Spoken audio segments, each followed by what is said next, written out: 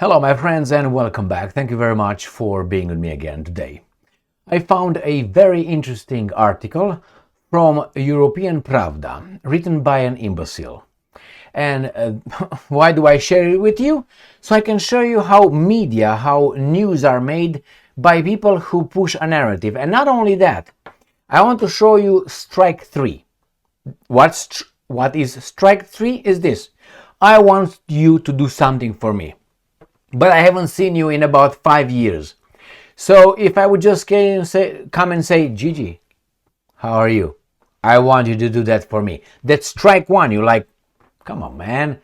You haven't sent me a Christmas card in 3 years. You haven't asked me about my kids. You didn't know if I was still alive. That's strike one. Second strike, which is, hey, you send a text. How have you been doing, Gigi? I missed you. What's going on? Maybe we can get together and drink some good wine. And then when you meet, you say, hey, how are you? Good, yeah. I need you to do something.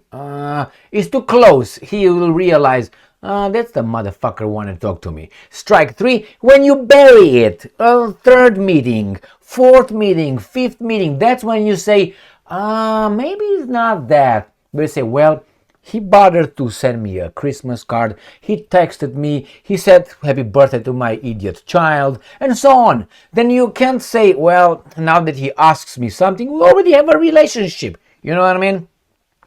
Now, this guy who writes this article, his name is Anton Filipov, and he says this.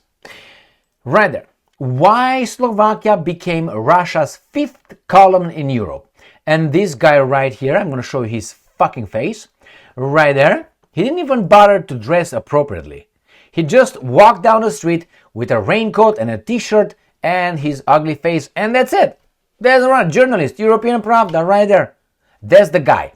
So he doesn't even bother to go, not 3 strikes, the first one. He gives us like, please. But I looked further and I can tell you why he wrote this article. All right. Let me show you. The title of the article is Why Slovakia Became Russia's Fifth Column in Europe. Now, you see here, this is not may, why Slovakia could, may, no. Why Slovakia became. That's a statement of fact. And they're going to tell us why Slovakia, according to Filipov, became Russia's fifth column. So he's not debating if that's true. He's going to tell us why. Why? Because I tell you right now, because the Slovakians were propagandized with some nationalist and Jew-hating people. Let me show you. This is his point. August 21. The anniversary of the Russian invasion of Slovakia 1968 is a good reason to reflect on the relationship of some Slovaks to former occupiers. He calls Russian invasion from the very beginning. That's false, you know, Filipov, because it was Soviet Union. But he's not that baboonish, and he's telling us what? It was actually more Russians than Georgians or Ukrainians in that invasion. But he's not mentioning the commissars. He doesn't mention the Zelenskys, the Kaganoviches, the Yogodas. He doesn't mention them. He doesn't mention that Stalin was a Georgian dictator. Or Lenin was Mr. Whatever his name is. He was not Russian, right? Mr. Ulyanov. He doesn't mention that. He mentioned that, and I'm going to show you. That's the point this weasel is making. All right. They also named the murderers of people killed on the streets of our cities Russians. They did not call them Ukrainians, Kazakhs, Georgians, or members of any other nation imprisoned by the Russian Empire, renamed to the Soviet Union in the 20th century. A Slovak Foreign Policy Association expert reminds us. How many times you heard this? The Russian Khrushchev, the Russians did this, the Russians invaded this, the Russians invaded Afghanistan, the Russians brought nuclear weapons in Cuba, the Russians. It's incorrect. It was not the Russians. It was the Soviets. But because they stick to that, now they try to make it, it was the Russians. Well, it was Stalin, it was Lenin, it was Kaganovich, it was Yogoda. None of these guys were Russian. Zero. And he's going to bring the reason why, the first step, why he says Slovakia became the fifth column of Russia. And that is, check films right there, and he's going to give us a name. And his name is, where are you, my friend? It's a name of a person who wrote a book, and his name is Ľudovít Štúr. All right, this guy read Slavedom and the World of the Future, but everyone knows that this is Stur's political testament in which he articulates his passionate love for Russia. Well, it's not quite like that. I looked in to see who this guy is because I didn't know about Stur, my ignorance. Mea culpa. But the last paragraph in the Wikipedia gave me everything I needed. And the rest was this. Mr. Stur was a nationalist. He loved his nation, the Slovak people, more than everybody else. And that's a sin nowadays. You have to love everybody, including the Jews, more than everybody else.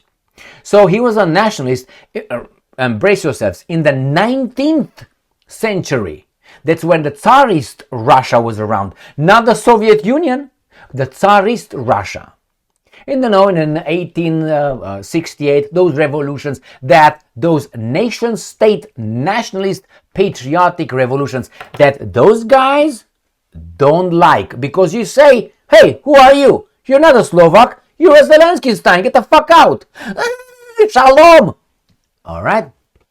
And I'm going to post this in the description box below so you can read about Ľudovít Štúr and what this guy says about, he actually claimed about the brotherhood of the Slavic people, not the bazaar, the guys from the Middle East people, no, the Slavic people and the Western Christianity, Orthodoxy, and so on, literal language of Slovak. So I checked, who is this guy? Right there, Ľudovít Štúr. Ľudovít Štúr, Slovak, Papa was Slovak revolutionary politician and writer.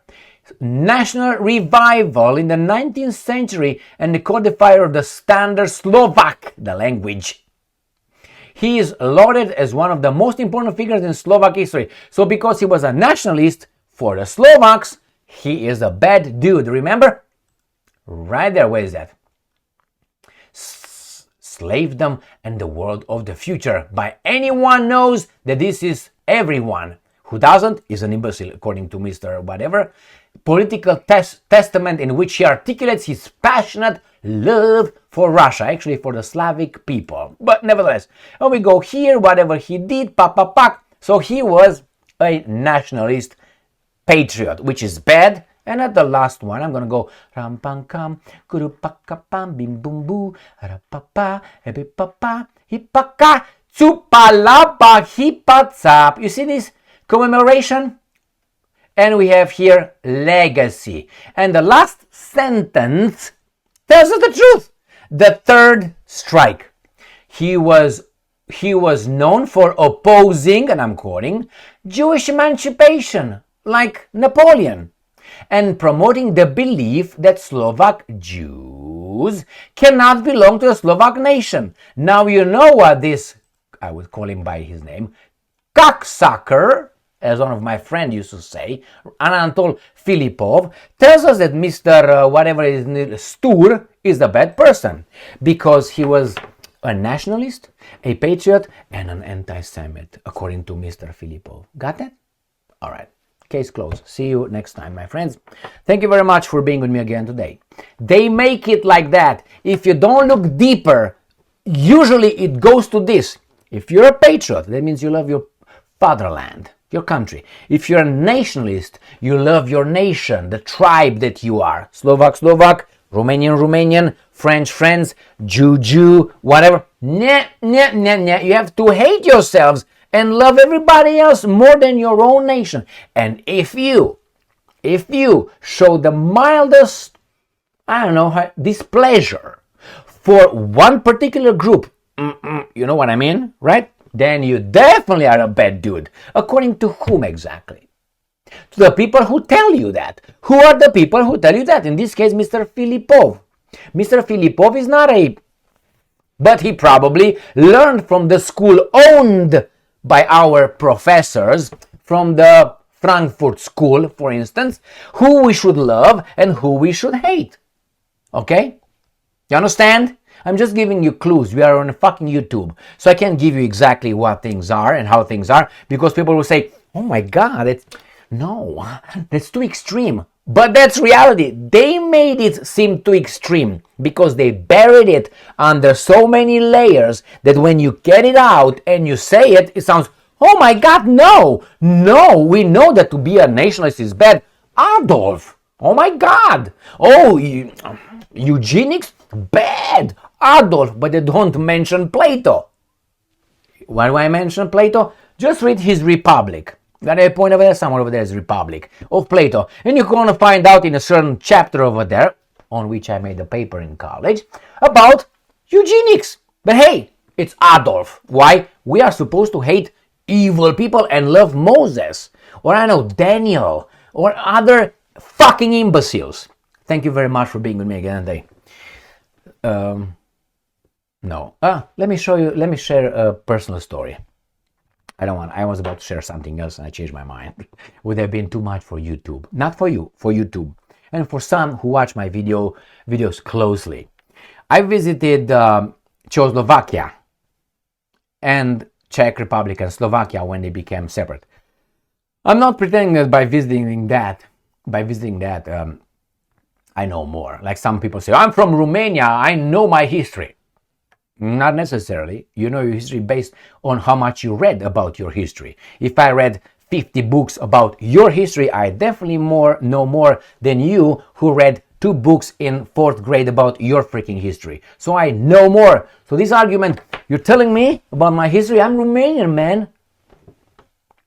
How much did you read? I'm Romanian. Just because you came from your mom's V that identifies as Romanian, doesn't mean that you know more about someone who read about Romanian history. The same with Slovakia, Czechoslovakia, Czech Republic, and so on. Don't let yourself fooled by this guy saying, you're not even an American, you just came here. Motherfucker, I know more about it. So maybe I'm more of an American than you are. I did something to become an American because I felt like I want to become. What did you do? You just came from your mom's placenta. That's all you did.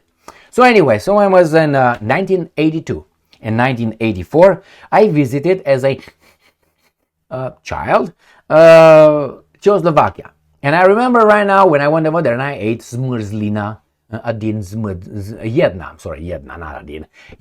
zmrzlina. It's one ice cream. I was asking, jedna, I was using the Czechoslovakian crown, jedna zmrzlina. And then we go on, obviously in Praga, we went in Brno, we went in Bratislava, went over the Karol's bridge or Karoli bridge, over Vltava, under those tubes, the subways under the Vltava they were crossing, were all in awe. People were dressed nicely, were calmer, the lines were drawn, people, the lights were over there. They were civilized compared with us coming from Romania, Ceausescu's Romania. That was reality. Is why you go into the West. Czechoslovakia was a fantastic country, as Yugoslavia was, as Hungary, as East Germany were great countries compared to where I was coming from. Nevertheless, I have a soft spot for the Czechs and for the Slovaks. Unfortunately, they're owned by the same guys that we are supposed to venerate against our own values, our own heroes. In Romania, the same thing. We're supposed to hate our heroes, but you wonder why. Says who? And if you look at the names, you're going to find, I don't know, Trotsky. And you say, who's Trotsky? And you find, oh, Mr. Bronstein. Are you Romanian? No. Why in the hell you push this? Well, you know why. Dividend and emperor. Because otherwise, over there, remember? At the last sentence in this Wikipedia entry, he also known for opposing Jewish emancipation and promoting the belief, not the fact, that Slovak Jews cannot belong to the Slovak nation. Therefore, they write your history, your books. You don't believe me? Then why do you hate your heroes? Who in the hell would hate his father? Would you? I mean, my father made mistakes, but he's my father. You have a fucking alien coming in your country pretending to be, telling you your father actually was a bad dude. And they will do this and they will do it and you fall for it. Through, how do you call that? Mental gymnastics. I would urge you to read about the Frankfurt School. Alright? Neo whatever it is. Neo-liberalism and so on. I want you about all these beautiful guys from the Frankfurt School. Okay? Habermas and Traba, who immigrated because of the bad dude in France and in the United States of America, and they found jobs in Colombia and in California. The next they set foot on those countries, they were hired by whom? I'm listening. All right. Critical theory and shit. Thank you very much for being... Look about the critical theory. It's criticizing everybody's lives and culture except one. Shalom. Except one. Why? Dismantle the unity of our nations, tribes, fatherland. So that's Mr. What's his name is Stur's sin. He was a nationalist, a patriot, and God forbid he was calling them out. Stay strong, stay smart, look for the truth, and be just.